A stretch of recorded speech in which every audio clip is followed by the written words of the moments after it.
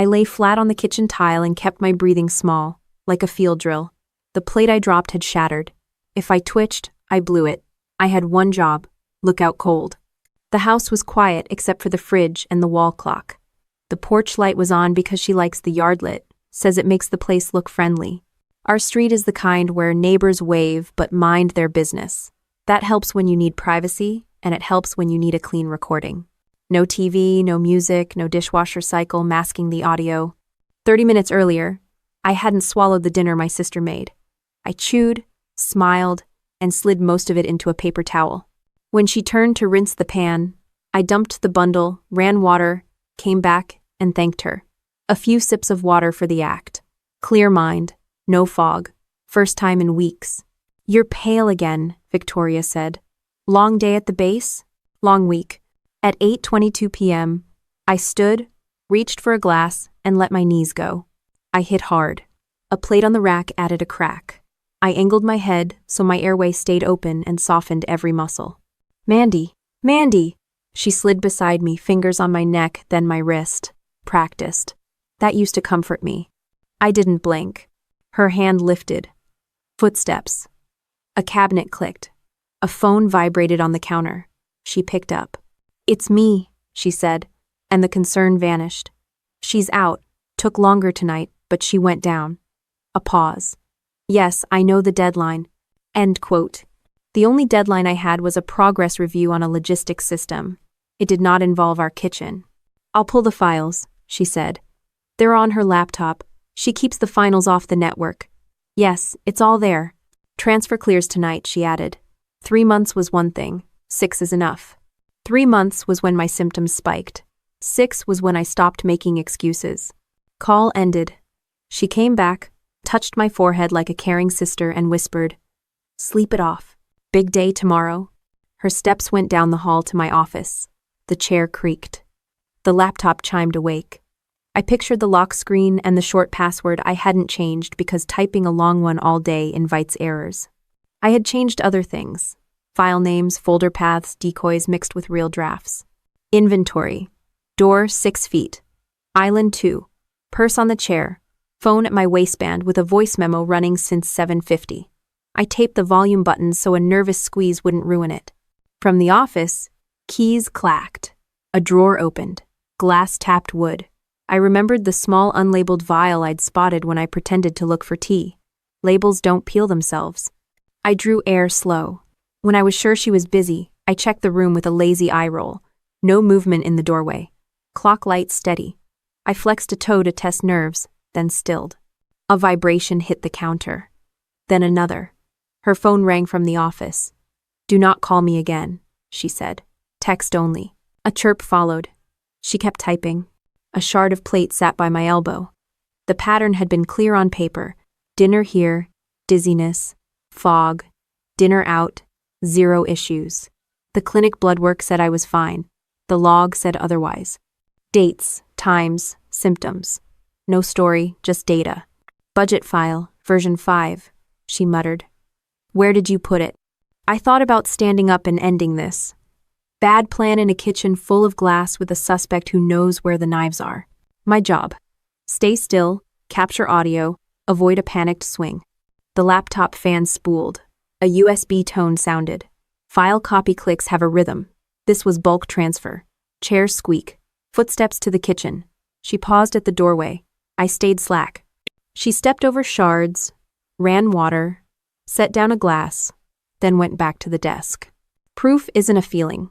Proof is a file name, a timestamp, a voice you can play back. She said, to herself, "Got it." A text tone pinged. "Payment confirmed." She read, too pleased to keep quiet. Sirens carry in our neighborhood. I heard them first. She heard them next. Her keys went silent. "No," she said. 3 beats. "It's nothing." The keys started again, faster. My phone buzzed at my hip. One word from a contact who knows I don't need paragraphs. En route. I didn't look. I kept my chest moving slow. Footsteps returned. "Mandy," she said, testing. A plate shard scraped. "You should wake up now." I didn't. She crouched close. "You're fine," she said softly. "You just need rest." She stood. The chair rolled again. The drive noise picked up. In 6 months, she had played the caring sister daily. She cooked. She cleaned. She told me I pushed too hard. She told me to let the promotion go because health matters more than ambition. Every line sounded noble. Every line bought her time with my laptop and another chance to serve dinner. I wrote it down because memory is worse than paper when someone keeps telling you you're overworked. Another ping. She grabbed her phone. Text only, she hissed. I'm finishing the upload. I counted until the sirens bounced inside the house. Dogs barked. She moved fast now, drawers opening, something small getting pocketed. I kept still. I had wanted to believe the caring version of her. Wanting is not evidence. Evidence is what you collect when you are quiet, and the other person thinks they are alone. The chair rolled back hard. Feet in the hall. She stopped at the doorway, then hurried to the front window. Blinds clicked. Tires crackled on our street. I stayed on the tile, eyes half-lidded, breathing measured, letting the scene record itself. The blinds snapped shut as her hand jerked them closed, but my eyes stayed half-lidded against the floor glare. The sound of her footsteps faded toward the front door, and the hum of the night gave way to memory. 6 months earlier, I had been standing in an office that smelled like printer toner and burnt coffee. Colonel Reeves tapped a folder with one finger. Collins, you're leading the Hamilton Logistics Automation Program. You'll brief DC in the fall. It's make or break for the contract. He didn't smile often, but that day he did. The folder was thick, full of system diagrams, vendor evaluations, and projected savings. For a captain aiming for major, it was a golden ticket. I shook his hand, thanked him, and told myself I'd live in the office until the work was bulletproof. That night, I called Victoria. She was between jobs again. Congrats, she said flatly. Dad would have been proud. 2 days later, she showed up with a suitcase and a smile that looked glued on. You'll need help. Let me stay a while. I'll cook. You can focus. I didn't argue. Having someone around felt like a relief after 18-hour shifts. She slid into the house like she'd always belonged, filling the fridge, rearranging the pantry, humming while she chopped vegetables. The first week, her timing looked like support. I'd get home from the base and find dinner hot. Sit, eat, you work enough, she'd say. She never asked about security clearances or files, just whether I was sleeping, whether I was pushing too hard. I was. I knew it. The project was huge, automation for a supply chain that fed entire brigades. If we nailed it, commanders could track rations, ammo, fuel in real time. If we failed, millions wasted, and a black mark on my record. By mid-May, my apartment smelled like roasted salmon and garlic most nights. I'd drop my bag, sit, and eat, while Victoria hovered, proud of her role as caretaker. I told myself I was lucky.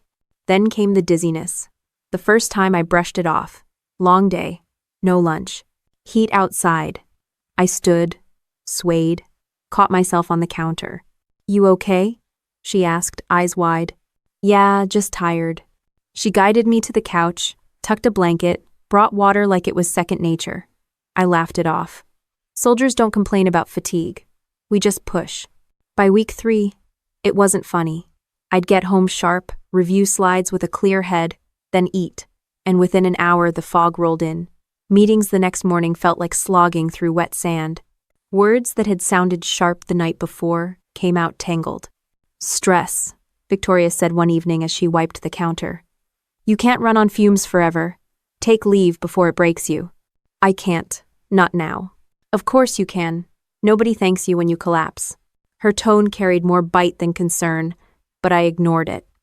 I needed her cooking, her cleaning, the way she made the place feel less like a barracks. By June, the pattern was obvious. Clear mind at work, fog at home. I chalked it up to long hours and shrugged at colleagues who said I looked pale. Part of the job, I told them. At the house, Victoria tightened her grip on routines. She insisted on making every meal. Your body can't take shortcuts, she'd say, setting down plates. If I offered to cook, she waved me off. No, you'll burn water. Let me. I let her. One Thursday, I had to present a progress brief to the colonel. The morning started sharp. Slides printed, talking points memorized. But halfway through the pitch, my chest went hot, my head swam, and words slid out of order. Reeves raised an eyebrow. I stammered, forced a smile, and got through. Afterward, I sat in my car, palms sweaty on the wheel. I'd rehearsed that deck 20 times. The only variable was me. When I got home, Victoria was at the stove. "You look awful," she said, turning fish in a pan. "Rough day. Exactly why you need to stop. Give the army a break before you break yourself." I warbly. Her eyes lingered, sharp in the steam. I showered and sat down anyway. Fork to plate, bite by bite, the same pattern. Warm food, warm kitchen, and within the hour, a spin in my head. She guided me to the couch again, voice soft. "See? You can't keep this up." I believed her because I wanted to. The summer dragged. I missed details in meetings, forgot small items I'd once tracked without notes. I left my CAC card at home twice. For someone who prided herself on never missing a step, it was humiliating. Victoria filled the gaps with sympathy. "You're pushing too hard. Let me handle things here. Rest more." But her rest didn't restore me. Each dinner pulled me deeper into the fog, and each morning I pulled myself up by sheer habit. In July, during a barbecue at the base, I skipped her cooking, ate ribs, slaw, drank sweet tea. That night I felt fine. Better than fine. The clearest I'd felt in weeks. It nagged at me. I didn't say anything, but I wrote it down. Date, time, what I ate, how I felt. One line in a notebook. The next day, dinner at home, same old menu. Same old dizziness. I wrote that down too. Patterns matter. Soldiers live by them. But this one didn't make sense yet. Victoria noticed me scribbling once. "Work notes?" "Yeah." She nodded and slid a plate toward me. "Eat. You'll think straighter." I smiled, ate, and waited for the spin to come. By August, I had pages filled. Times, meals, symptoms. On the nights I skipped or faked bites, I stayed sharp. On the nights I cleaned my plate, I sank. The data didn't lie, but admitting what it pointed to was harder than staying dizzy. When Dr. Hayes at the clinic asked me about stress, I laughed. Of course I'm stressed. New project, new role. He raised a brow. Maybe. But keep track. Details. Every meal. Every symptom. Bring it back. I nodded. Walking out, notebook in hand, I glanced at the grocery list Victoria had left on the fridge. Milk, spinach, salmon, herbs, the same every week. My stomach turned, not from hunger but from a thought I didn't want to finish. The house smelled like garlic when I opened the door that night. She stood at the stove, humming, spoon in hand. "You're late. Sit. Food's hot." Saturday. The fork felt heavy. The fork hovered halfway to my mouth while she adjusted the salt shaker, watching me too closely. I forced a smile, cut another piece, and tried not to think about the notebook tucked in my bag. By September, her helpfulness had shifted into something sharper. She ran the kitchen like a command post. Every meal was hers, every grocery list hers, every comment about my health sharper than the last. "You're losing weight," she said one evening as she set down a plate of chicken and vegetables. "You're not finishing your food, that's not healthy." "I'm not that hungry tonight." "You're under stress, you need fuel. Sit, eat." It wasn't a suggestion. She stood with her arms folded until I took another bite.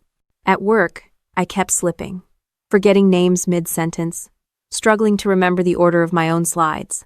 People started whispering. "She's not herself," one sergeant muttered when he thought I couldn't hear. Victoria was quick to confirm the doubts. "You're pushing too hard," she told me nightly. "No job is worth this. Take leave before you burn out." It wasn't just about meals anymore. She insisted on managing everything at home. Bills, cleaning, even rearranging my files when I left them on the desk. "You'll thank me," she said when I bristled. "Your system is chaos." It wasn't chaos. I had my methods, color coding, tabs, digital backups, but I'd come home to find folders stacked in ways that made no sense. Passwords accidentally left typed into sticky notes, drawers half open. When I asked, she shrugged. "Just helping." The fog after dinner made it harder to push back. I'd collapse on the couch, groggy and useless, while she hummed in the office. Sometimes I thought I heard the click of my laptop keys, but when I asked, she said she was answering emails on her phone. I wanted to believe her. She was my sister. The breaking point came the night of the interim review. I had rehearsed for days, fighting through the brain fog, clinging to coffee like a lifeline. The slides were solid, but standing in front of the colonel, my vision blurred halfway through. Words jumbled. My throat tightened. "Captain Collins," Reeves interrupted, voice clipped. "Do you need a break?" Humiliation burned hotter than the dizziness. I shook my head, pushed through, and finished with sweat dripping down my back. The colonel dismissed me with a look that said more than words. Unreliable. I drove home, with my hands shaking on the wheel. Victoria was waiting. "Rough day?" she asked, voice too sweet. "Don't start. You see? This project is killing you. You should step back. Let someone else handle it." "No. You're stubborn," she snapped. "Always were. Always had to be the star." I froze.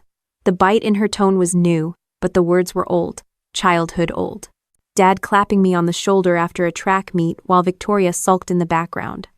"Amanda's the strong one," he'd say. "Victoria's just different." She turned back to the stove, slamming a pan harder than necessary. "Sit. Eat. You'll feel better." That night, I couldn't shake the thought that her help felt more like control. The next week, I tried to cook my own meal. Nothing fancy. Eggs, toast.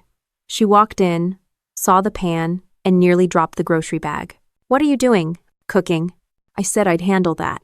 "I'm not a child. I can fry an egg." She snatched the spatula. "Not while you're living like this. You'll make yourself sick." The words hit like a command. I backed off, but the tension between us thickened. At work, I kept notes hidden in my desk drawer, notepad filled with dates, symptoms, meals. I didn't know what the pattern meant yet, but I trusted data more than feelings. At home, Victoria's mask kept slipping. She scolded me for leaving files on the dining table. She asked about project deadlines like she was in the chain of command. One night, I found her in the office when I came back from a late shift.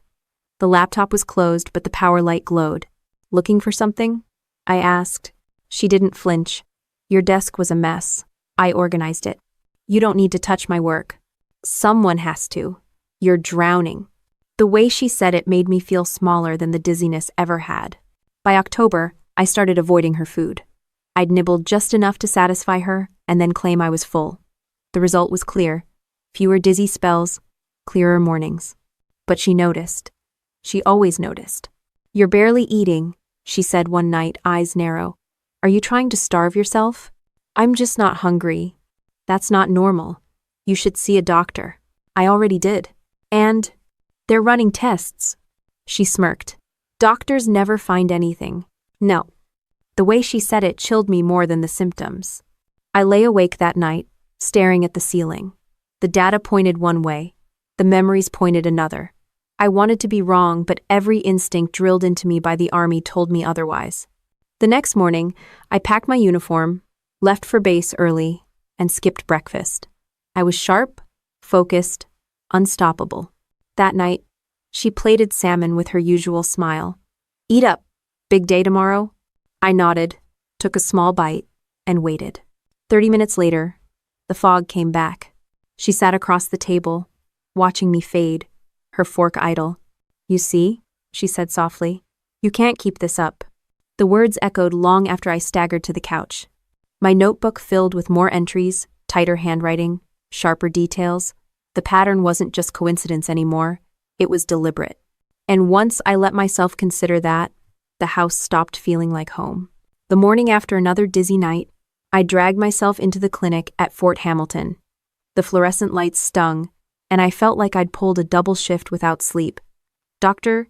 Benjamin Hayes, an Army physician I'd known in passing, looked at me the way mechanics look at an engine they know won't pass inspection. "You don't look good, Captain," he said. "How long has this been happening?" "Couple of months," I admitted, dropping into the chair across from him. "Mostly in the evenings. I'll be fine all day.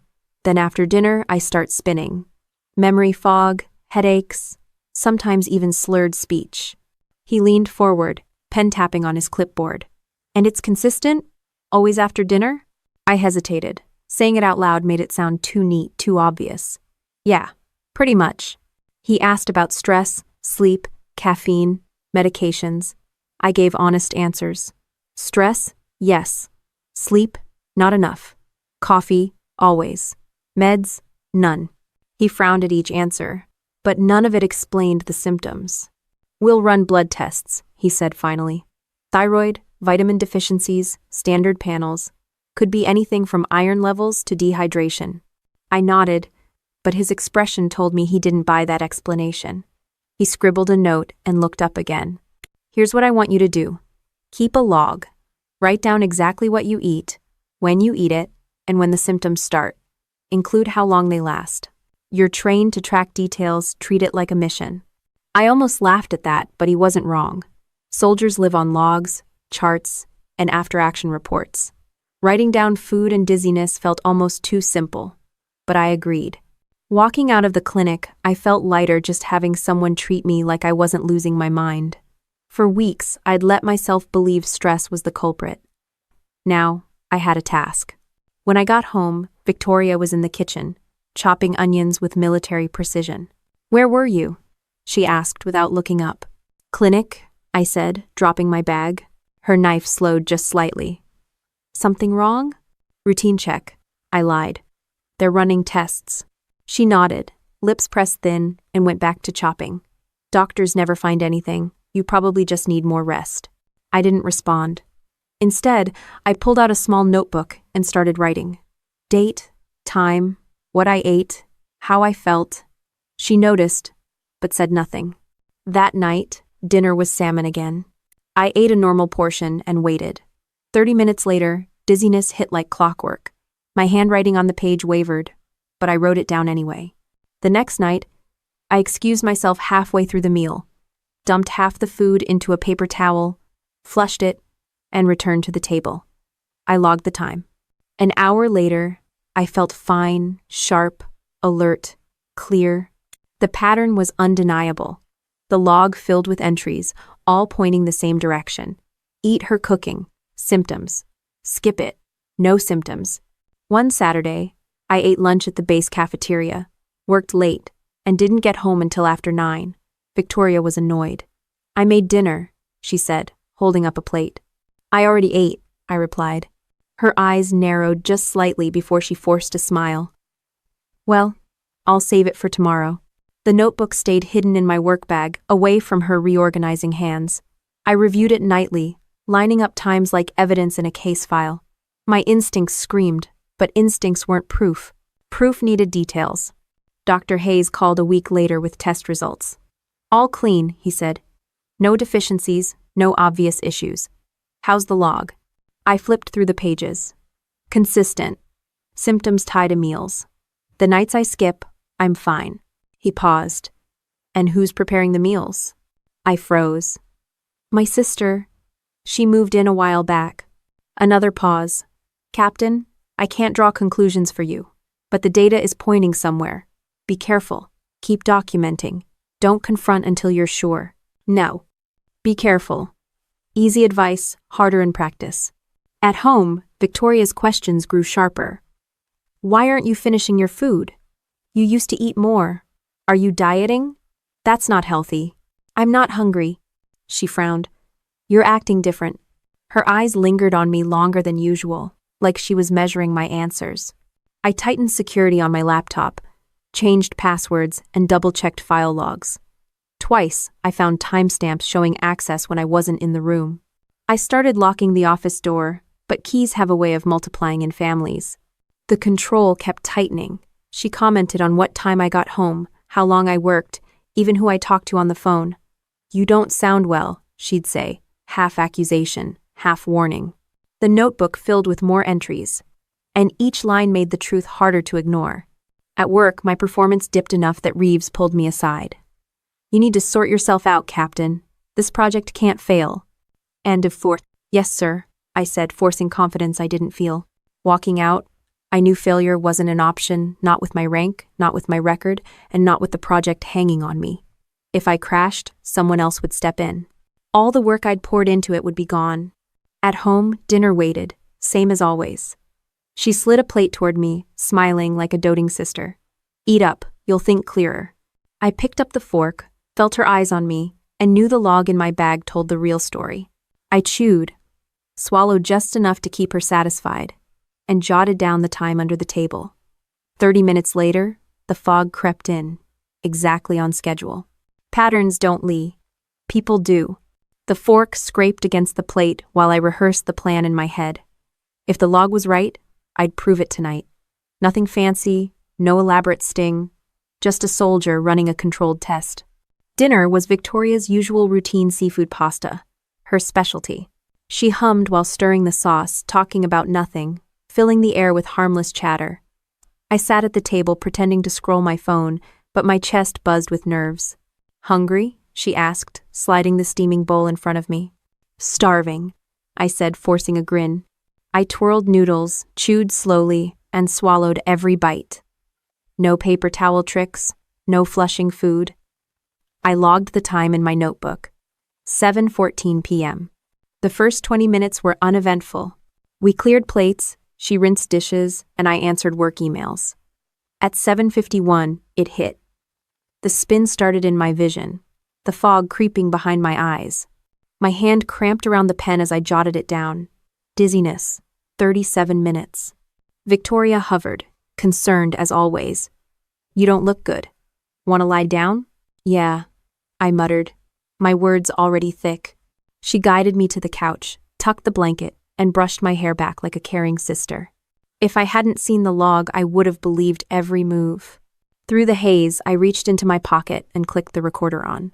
My voice slurred, but I described everything. The tight chest, the heavy eyelids, the way my brain lagged like a bad radio signal. Proof, not just feelings. Her footsteps faded down the hall. A door creaked. My office chair squeaked. The hum of my laptop fan carried faintly. Even half gone, I knew those sounds. She wasn't scrolling her phone or folding laundry. She was inside my system. I fought to stay awake, fingers twitching, mind screaming to move. The fog smothered me, but the recorder kept rolling, capturing my struggle. Later, when I woke, the blanket was pulled up, the lights dimmed, and my laptop sat on the desk like it had never been touched. My head throbbed, but I grabbed the recorder and played it back. My voice was barely audible, but it was there, timestamps, symptoms, and the quiet background hum of my computer coming to life. The next morning I flipped through the log. Every entry lined up. Eat her food, lose control.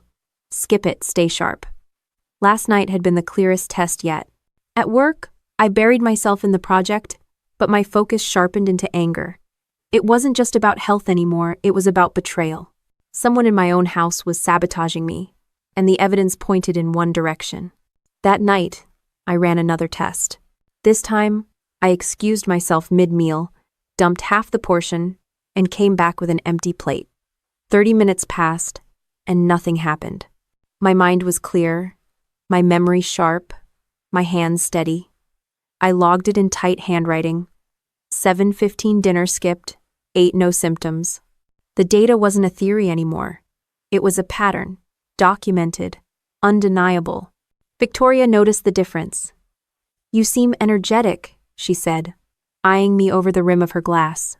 "Guess I got some good rest," I answered, keeping my face neutral. She smirked. Or maybe the army finally slowed down. The sarcasm in her tone wasn't lost on me. I started alternating meals, eat one night, skip the next. The notebook showed the truth in black and white.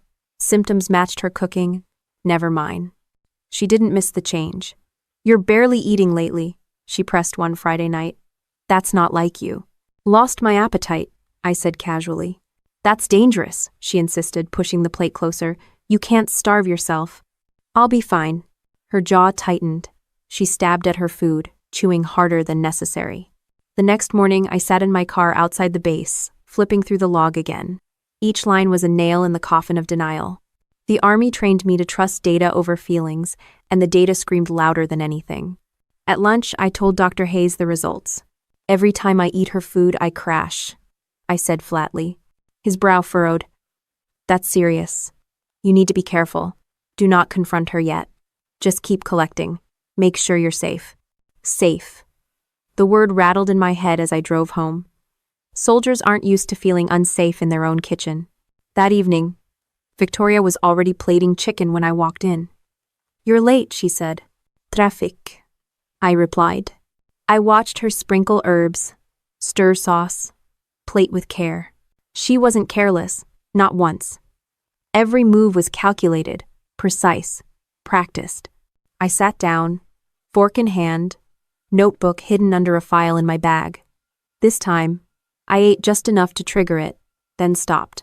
30 minutes later, I felt the familiar spin creeping in. She smiled faintly. See? You're sick, I told you. I wrote the time, pressed the pen into the page harder than I meant to. Sick wasn't the word. Poisoned was. The log, the recorder, the sounds of my laptop waking when I was half-conscious together, they painted a picture I didn't want to see but couldn't ignore. Her care wasn't care. Her control wasn't protection. It was a setup. And now that I had proof in writing, I wasn't the one under her control anymore. The logbook sat thick with entries, but words on paper weren't enough. In the army, suspicion doesn't count, you need proof. I'd been trained to track digital footprints, lock down systems, and catch intruders without tipping them off. If my sister was crossing the line, I was going to catch her the same way I would a foreign hacker. First move was my laptop. I set up a system log that recorded every login attempt and every file touched, complete with timestamps. A simple script, nothing fancy, but enough to tell me if someone else was inside my files when I wasn't. The second step was audio. I ordered 2 tiny voice recorders, the kind reporters use, and hid one under the office desk and one in the kitchen. They blended in with power cords and furniture dust. If she moved around at night, I'd hear it. The third step was a camera. I couldn't exactly put military-grade surveillance in my own apartment without raising questions, so I went small, one of those home security gadgets you can buy online. I disguised it as a phone charger. It pointed at the desk where my laptop Saturday. That night, Victoria made stir-fry, cheerful as ever. Long day? She asked. Yeah, I said flatly. You should relax more. You've been tense. I forced a smile, knowing the devices were running quietly. I nibbled just enough to trigger the fog and let myself fade onto the couch. She helped, of course, covering me with a blanket, acting the part. The recordings picked up what my eyes couldn't. At 11:23 p.m., her footsteps entered the office. A chair scraped. My laptop chimed awake. The disguised camera caught her pulling a small USB drive from her pocket and plugging it in. She typed with ease, like someone who'd been through the folders before. I watched the footage the next morning with my stomach tight. She didn't even hesitate, straight into my project files, clicking through the diagrams, the progress reports, the drafts marked Final V3. She leaned closer to the screen, scribbling something into her own notebook. Then she yanked the USB, tucked it away, and shut the laptop down like nothing happened. The audio caught her whispering, "Almost there." Almost there to what? Selling my work? Wrecking my career? The next day, I checked the system log. Sure enough, login at 11:23 p.m., files accessed, USB mounted, files copied. Everything matched. That was no accident. That was espionage. I tightened the net. Every night, I let the devices roll while I feigned sleep. Every morning, I checked logs, recordings, and the camera. Each time, she went back for more. It wasn't just files anymore. She was combing through emails, budget breakdowns, even draft memos I hadn't shared with anyone. One evening, I deliberately left a decoy folder labeled Morrison Backup on the desktop. Inside, I placed scrambled notes, half-true numbers, and fake projections. That night, the camera caught her grinning when she found it. She copied the entire folder, completely unaware it was junk. Seeing her fall for the bait almost made me laugh. But the humor didn't last. The truth was uglier. My own sister was trying to hand over military project files to someone else. Her daytime behavior grew bolder too. She asked questions about deadlines, about who was attending meetings, about when I was scheduled to present. She masked it as casual curiosity, but the way she leaned in, waiting for answers, felt like interrogation. I stopped giving details. Just regular updates, I'd say, keeping it vague. She didn't like that. One evening she snapped, "You never tell me anything. I'm the one keeping this place together while you kill yourself, and you act like I don't deserve to know what's going on." I set my fork down. Deserve to know? It's classified work. Nobody deserves to know except people with clearance. Her eyes narrowed, but she smiled quickly after. I'm just worried. Don't get so defensive. Defensive wasn't the word. I was cautious, calculating, and inching toward proof strong enough to nail her. By week 3 of monitoring, the recordings piled up. The logs were airtight. The video clips showed her sneaking into the office night after night, USB in hand, sometimes whispering to herself about deadlines and payments. Payments. That word hung heavy. Who was paying her? I checked her phone when she left it charging on the counter. Nothing obvious, just texts about groceries, job boards, meaningless chatter. But she was careful. Too careful. She must have been using another phone or deleting messages as soon as they came through. So I set another trap. I left my laptop on with a fake document titled Final Logistics Contract. Inside, a hidden tracker logged every time it was opened and copied. That night, just past midnight, the camera caught her plugging in the USB and pulling the file. The tracker pinged my account instantly. Now I had it all. Timestamps, video, system logs, even a direct capture of the theft. The next morning, she acted normal, making pancakes like a doting sister. "Eat up," she said, sliding the plate in front of me. I pushed it aside. "Not hungry." She frowned. "You can't keep skipping meals." "I'll manage." She narrowed her eyes, but didn't push. My phone buzzed with a message from Dr. Hayes. "Any progress with the log?" I typed back. "More than a log. I have proof." He replied, "Be careful. Don't confront her alone." The words echoed in my head as I sipped black coffee and watched her move around the kitchen. She thought she was winning. She thought I was slipping. She thought she controlled the game. But I had the training, the tools, and now the evidence. She didn't know it yet, but every keystroke she made on my laptop was one step closer to her undoing. The smell of her pancakes clung to the kitchen, but my head wasn't in the present. Watching her hum and flip breakfast like nothing was wrong, my mind drifted back to when we were kids.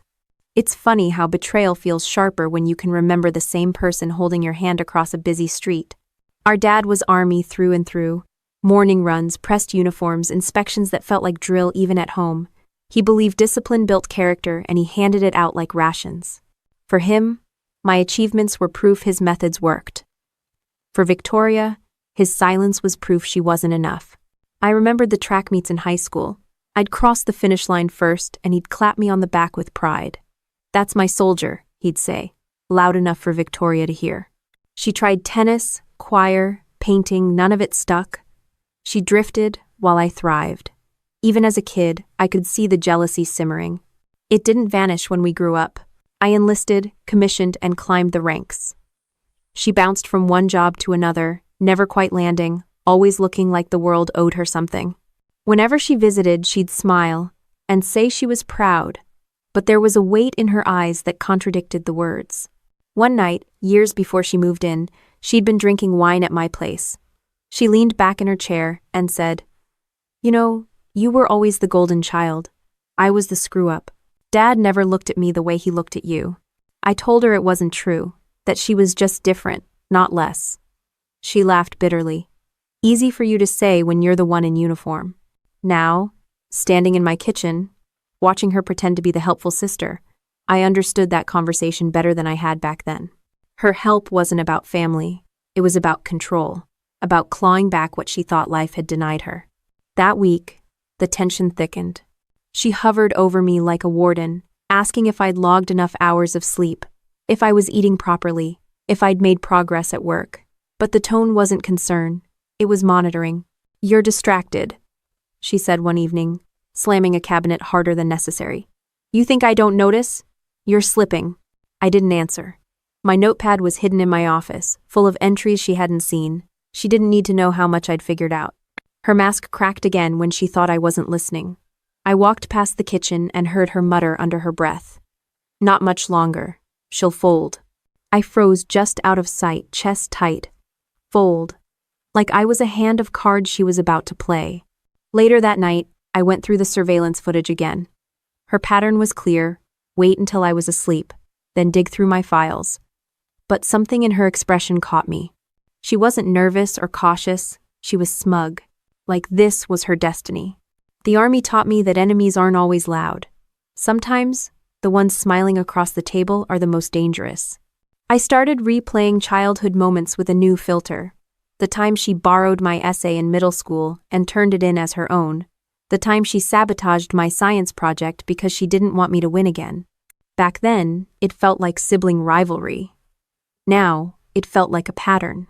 The words she'd thrown at me as an adult kept replaying, always had to be the star. I began writing down not just meals and symptoms, but memories, pieces of a puzzle I hadn't connected before. The jealousy wasn't new, the sabotage wasn't sudden. It had been brewing for decades. One Thursday, she cornered me at dinner. "You look terrible," she said, staring hard at me. "I'm fine. You're not. You can barely hold it together. Maybe you should step back from this project before you embarrass yourself." Her tone was sharp, almost gleeful. That's when it hit me. She didn't just want me to rest. She wanted me to fail. I set my fork down and looked her dead in the eye. "Why do you care so much?" She froze, then smiled, but it didn't reach her eyes. "Because you're my sister. I don't want to see you ruin yourself." It sounded rehearsed, like a line she'd practiced. The next morning, I woke earlier than usual. She was already in the kitchen, sipping coffee, staring out the window. She didn't turn when I walked in. "You should take the day off," she said flatly. "No," I answered, pouring my own cup. She finally turned. "You think you're invincible. You're not." The words carried more bite than any sibling advice ever should. Later that night, when I came home from base, she stood at the counter, arms crossed. "You think you're smarter than everyone else. You think you can juggle everything forever. But you can't." I stared at her, not answering. She leaned closer. "One way or another, you're going to crash. And when you do, don't say I didn't warn you." The venom in her voice cut deeper than any of the dizziness. I walked away, heart pounding, and sat in my office. My laptop logs, my surveillance clips, my notebook, they were no longer just about symptoms. They were about intent. She wasn't helping me. She was orchestrating my collapse. And now, I knew she wasn't afraid to say it out loud. The next night, I slid a small plastic bag into my pocket before heading to the kitchen. It wasn't standard issue, just a sandwich bag from the drawer, but it would do the job. The recorder was already running in my waistband, silent and hidden. I sat at the table, steadying my breathing, and reminded myself that in the field, nerves get soldiers killed. At home, nerves get sisters exposed. Victoria plated salmon again. All smiles. "I tried a new seasoning. Tell me what you think." "Looks good," I said, twirling my fork.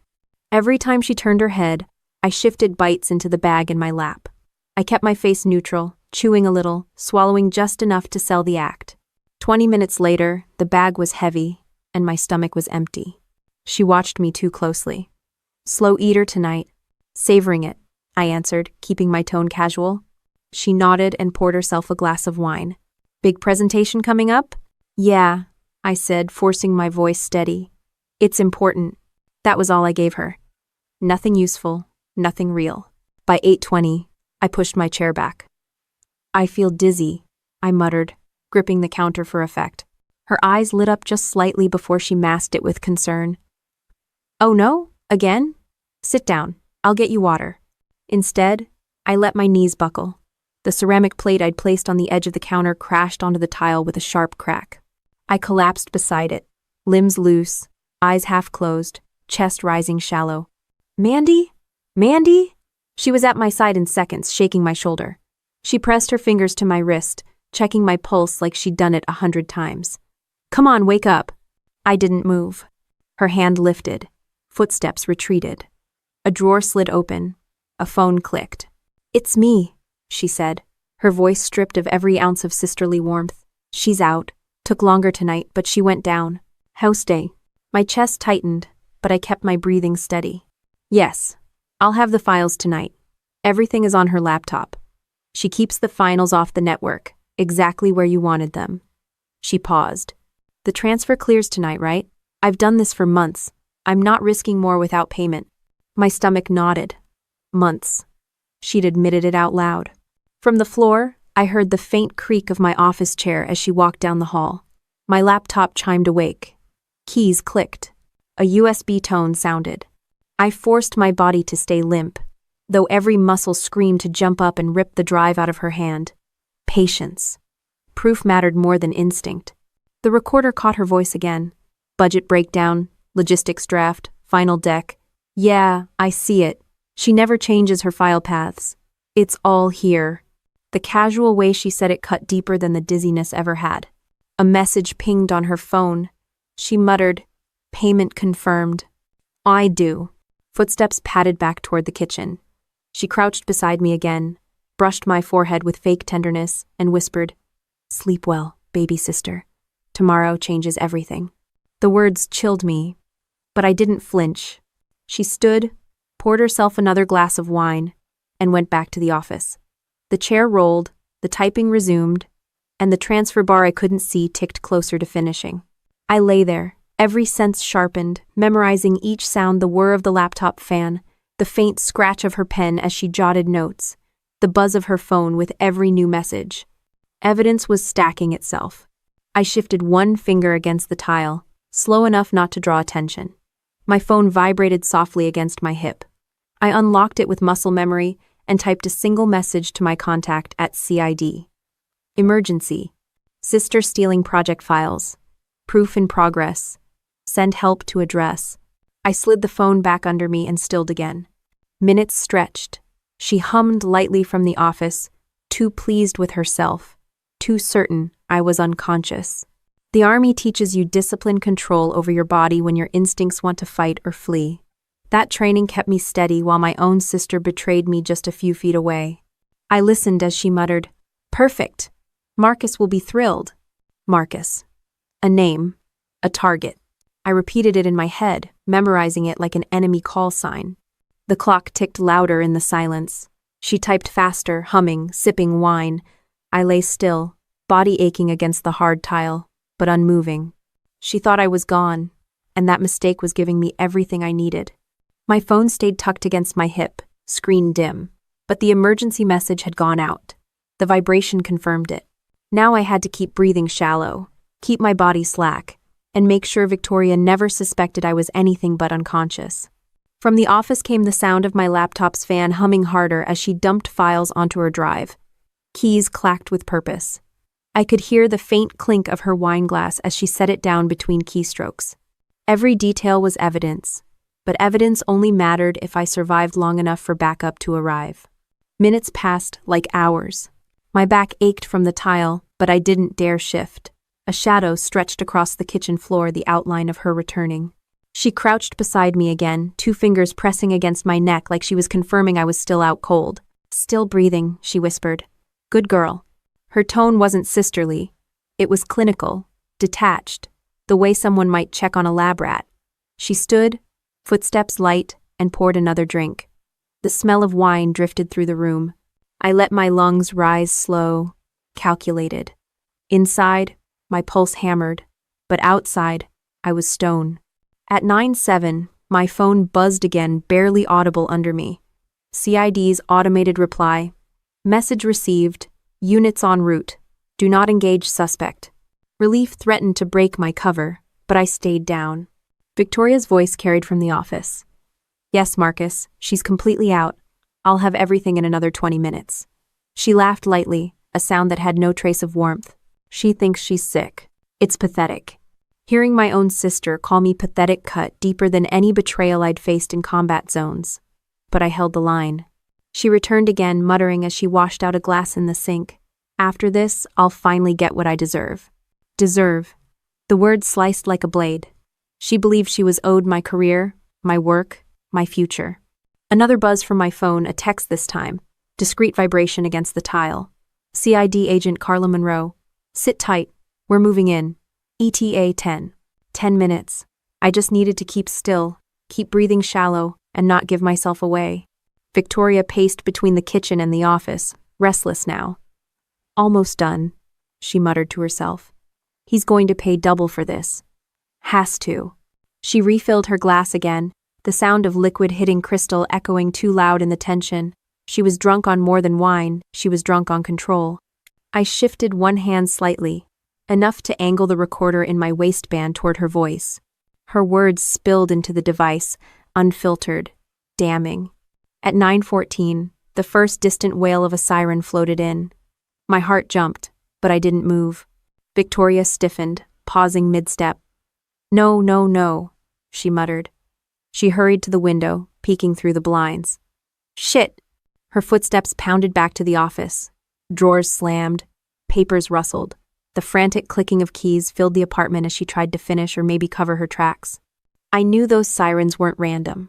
They were my cavalry, my reinforcement, my safety net.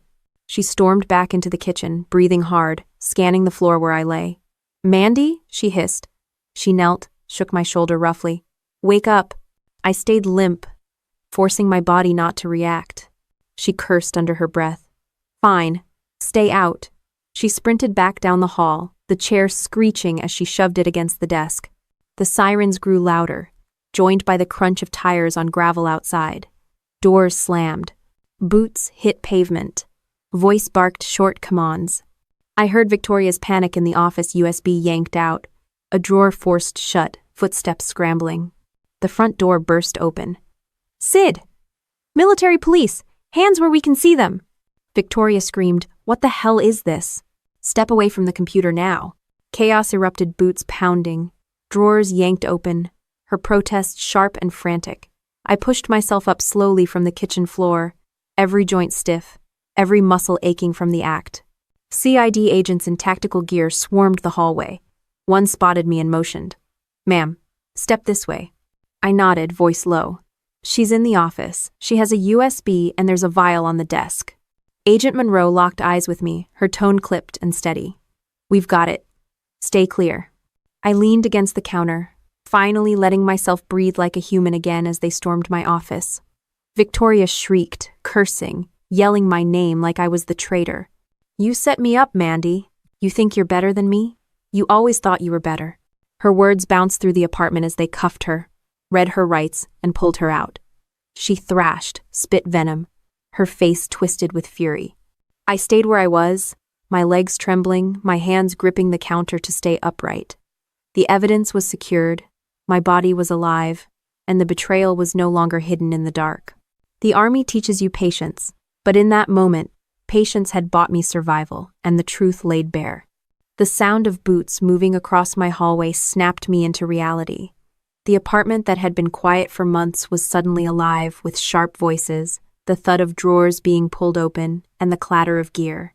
Agent Monroe's voice cut through the chaos, firm and commanding. "Secure the device, bag the vial, copy everything before it disappears." All.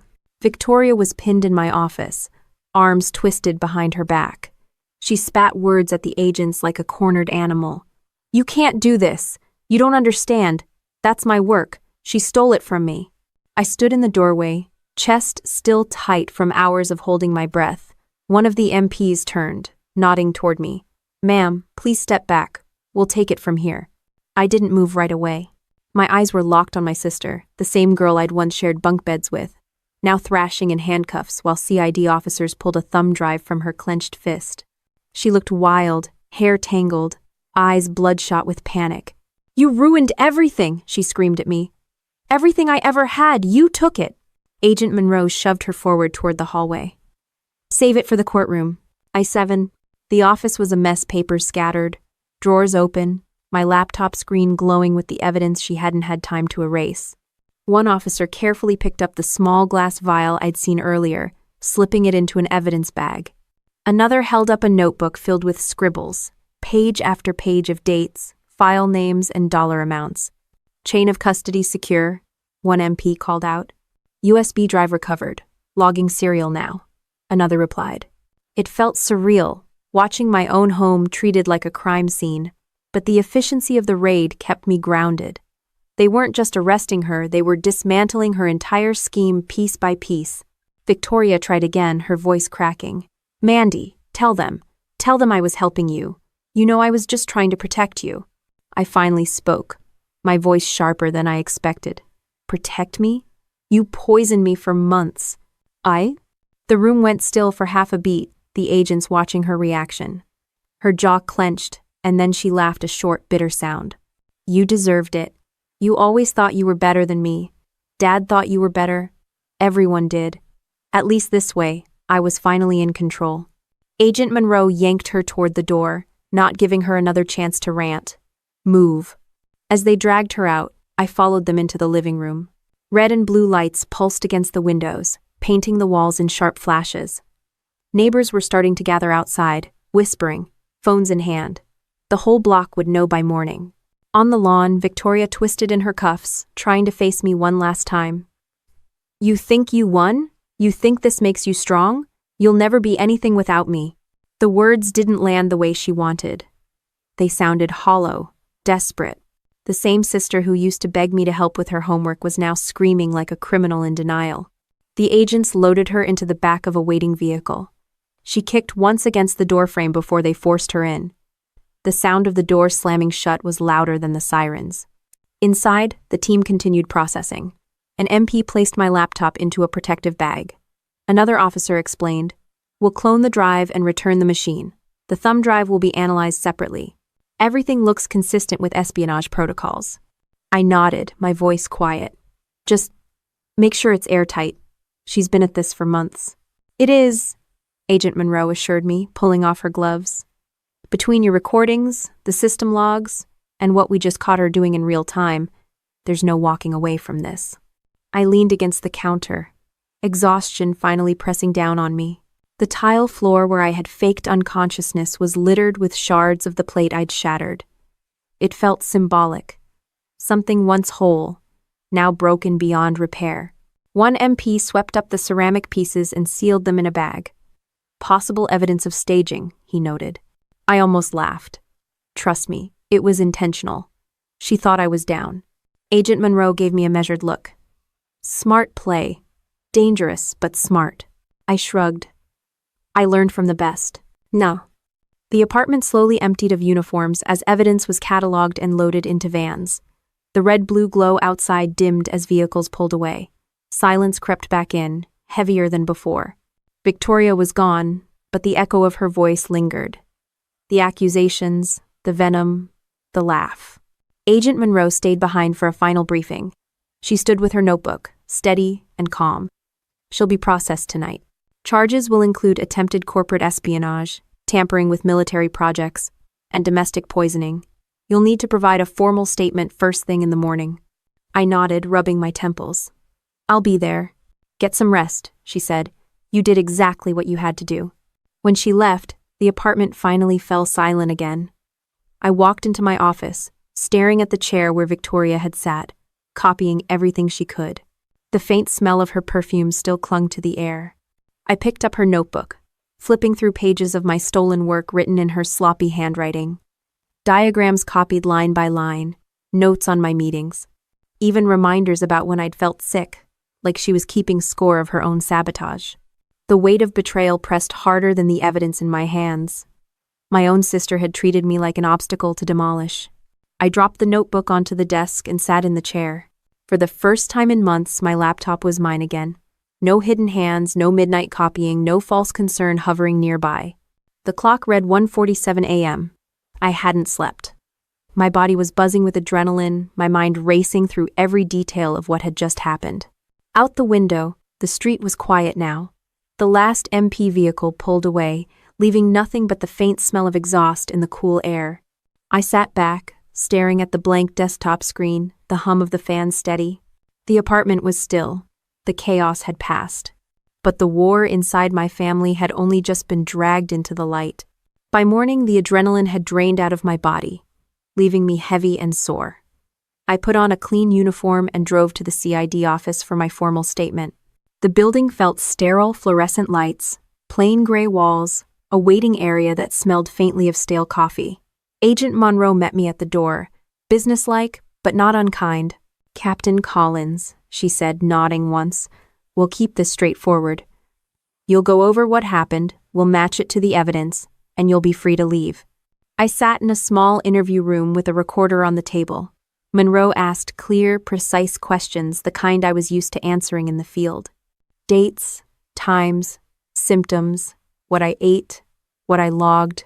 I described how I'd set up surveillance, how I'd planted decoys, how I'd staged my collapse. Every answer matched the digital trail, the video, and the audio. When we finished, Monroe clicked the recorder off. Your sister's arraignment is scheduled for Monday. You'll be notified if your presence is required. The U.S. Attorney's Office will handle the prosecution. With what we have, it's a strong case. Strong enough to stick? I asked. She met my eyes. Absolutely. She's looking at multiple felonies: corporate espionage, attempted theft of military data, and poisoning. Even without the military angle, the poisoning alone would put her away. Together, she won't walk free for years. The words didn't give me satisfaction. They landed like lead. The courtroom was packed on arraignment day. Reporters sat shoulder to shoulder, pens flying, cameras flashing whenever the judge entered. Victoria shuffled in wearing a county jumpsuit, hair pulled back, wrists cuffed. She looked smaller, but her eyes still burned with defiance. When the charges were read, she smirked at me across the room. Not guilty, she said firmly. I sat rigid, fists clenched in my lap. Not guilty, as if the hours of video, the stolen files, the vial of sedatives were nothing but illusions. The trial itself dragged for weeks. Prosecutors laid out everything: my logs, the surveillance footage, the recordings of her phone calls. They brought in Dr. Hayes, who testified that my symptoms matched long-term sedative exposure. The CID techs walked the jury through each file she'd copied, showing timestamps that matched the hidden cameras. Victoria's defense tried to spin it. They claimed I was paranoid, overworked, inventing symptoms. They argued that the food could have made me dizzy for innocent reasons. But when the prosecutor played the recording of her voice saying, "She's out, took longer tonight, but she went down," the jury members shifted in their seats. No explanation could spin those words. I testified too. Sitting in the witness box, I described months of confusion, the feeling of betrayal, the moment I heard her on the phone planning to hand over my work. I kept my tone steady, military steady, even when my throat wanted to close. Victoria glared at me the whole time, whispering to her lawyer, shaking her head like I was the liar. The verdict came back in 3 hours. Guilty on all counts. When the judge announced the sentence, 15 years in federal prison with no chance of parole, for at least 10, Victoria didn't cry. She didn't plead. She leaned forward and hissed across the courtroom, "You think you're free of me. You're not. You'll never be." Security hauled her away before she could say more. The sound of her voice still rang in my ears. Reporters swarmed the courthouse steps. "Captain Collins, do you feel vindicated? How does it feel to testify against your own sister? Do you think this will impact your military career?" I gave no comment, walked straight to my car, and drove off. The cameras followed, but I didn't stop. At home, the silence was worse than the noise. Every room carried her shadow: the kitchen where she cooked with fake care, the office chair she stole my files from, the couch where I lay dizzy while she watched. The apartment wasn't home anymore. It was evidence. Family weighed heavier than any mission. I got calls from relatives who couldn't process what had happened. Some blamed me, said I should have protected her, helped her, kept it in the family. Others avoided me entirely, ashamed that the Collins name was now tied to federal charges. One call stood out: my aunt in Ohio. Her voice was quiet, sad. "Honey, you did what you had to do. Don't let anyone tell you different. She made her choices. You made yours." It helped, but it didn't heal. Work became my refuge. My commanding officer called me in, reviewed the situation, and assured me that I'd done everything by the book. "You stopped a major breach," he said. "Don't carry guilt that isn't yours." Still, the guilt clung. I threw myself into the Morrison Project, the one Victoria had tried to gut. Long nights, tighter security, stricter protocols. I presented the final deck at the Pentagon, and the contract was approved. Titan Strategies, the company pulling Victoria's strings, faced their own investigation. Marcus Grant, the executive she'd whispered about, was indicted for attempted procurement of stolen defense data. Watching him get perp-walked on the news gave me a colder satisfaction. That wasn't family, that was an enemy, plain and simple. But with Victoria, nothing felt simple. When I thought of her, it wasn't just the courtroom or the poison. It was birthdays we shared, the times she'd patched my scraped knees, the nights we stayed up, whispering secrets as kids. All of that had been twisted into fuel for her betrayal. I visited her once, months after the sentencing. She sat behind a plexiglass divider, orange jumpsuit stark against the drab gray of the prison room. She picked up the phone, smirk tugging at her lips. "Come to gloat?" "No," I said. "Came to understand." "There's nothing to understand," she snapped. "You had everything. I had nothing. I took what was mine. It was never yours." Her eyes darkened. "You'll regret this. Maybe not today, but you will." I hung up the phone before she could say more. Her face blurred as I walked out, the divider reflecting back only my own. That night, I stood on my balcony in uniform, looking out at the city lights. Betrayal had cut my family in half, left scars no courtroom could erase. But I was still standing, still serving, still moving forward. The army had taught me discipline, but life had taught me something harsher, that sometimes the enemy isn't across the ocean. Sometimes she grows up in the same house, eats at the same table, and calls you sister. The day the Morrison contract was finalized, I stood in a Pentagon briefing room wearing my Class A uniform. Rows of officials, contractors, and fellow officers filled the seats. My presentation was polished, secure, and unshakable. Every slide I showed, every answer I gave, carried the weight of survival not just of the project but of myself. When the board chair announced, "Contract awarded," the applause was sharp, clean, and final. Later, in the hallway, Colonel Reeves stopped me. He had a reputation for never wasting words. "Collins, good work. You turned a crisis into a victory. Not many officers could have handled what you did." "Thank you, sir," I said, standing at attention. "You'll be hearing about a promotion soon. Major suits you." His words stuck with me the entire drive home. Major Collins. It wasn't just a title, it was proof that no amount of sabotage, poison, or betrayal could erase what I had earned. At home, the apartment felt different. Victoria's presence was gone, scrubbed clean by CID teams and time. The silence no longer felt suffocating. It felt earned. I placed a framed copy of the signed Morrison contract on my desk, not as a trophy, but as a reminder. A few weeks later, I received official notice. My promotion to major was approved. The ceremony was small, held on base with colleagues, and a handful of family who still stood by me.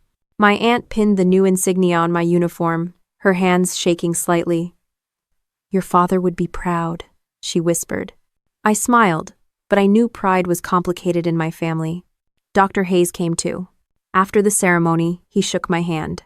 "You didn't just survive this, you documented it like an investigator. Without your discipline, it could have ended much worse." "Discipline's the one thing I never lost," I said. Not everyone in my family celebrated.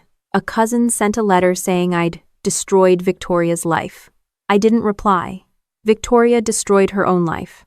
I just refused to let her take mine down with it. Work didn't slow down. The Morrison project launched, and within 6 months it exceeded every projection. Sales spiked, recognition soared, and my team was hailed as a model for defense industry partnerships. Colleagues started asking me to speak at conferences, not just about marketing strategy, but about resilience, security, and leadership under pressure. The first time I told my story publicly, I kept it professional. I explained how internal sabotage can happen where you least expect it, even at home. I talked about the importance of documentation, of following instincts, of trusting procedures. I didn't name Victoria.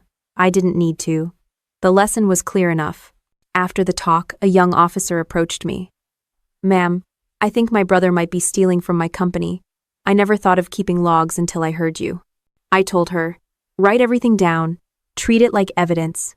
If you're wrong, no harm done. If you're right, it'll save you." She nodded, her face tight with the same doubt I'd once carried. That night, I realized my experience wasn't just my own. It was a warning, a guide, maybe even a shield for others who would face betrayal closer than they ever imagined. As months rolled into a year, Victoria's trial and sentencing faded from headlines. She became another inmate in a system full of broken people. Titan Strategies collapsed under investigations, their CEO Marcus Grant convicted on federal charges. For me, the story didn't fade. It lived in the corners of my memory, in the scars I carried, in the lessons I taught. I never visited Victoria again. I didn't need her words echoing in my head. I already knew what she'd say, that I was still the golden child, still the reason her life went sideways. The truth was simpler. She made her choice. I made mine. On the anniversary of my promotion, I walked onto base early, the sun barely above the horizon. The flag was being raised, the sound of the bugle crisp in the morning air.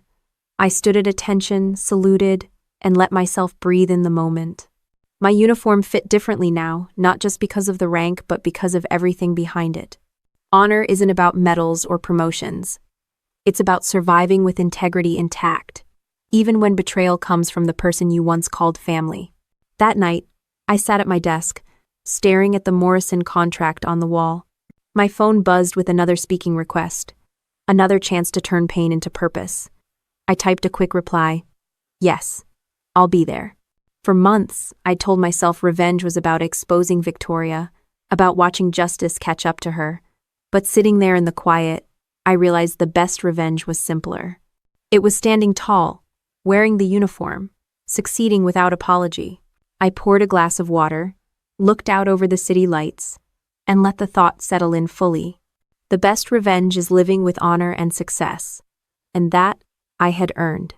Looking back, the whole ordeal feels like a battle fought without rifles or grenades, but just as dangerous. My sister thought she could poison my body, steal my work, and break my spirit. She underestimated the one thing the army drilled into me from day one: discipline. I didn't just survive her betrayal, I turned it into fuel. She's sitting behind bars, and I'm wearing a new rank on my shoulder. The Morrison project succeeded, my career advanced, and my life moved forward. That's the difference between us. She chased shortcuts, and I stood my ground. In the end, revenge wasn't about watching her fall. It was about refusing to fall with her.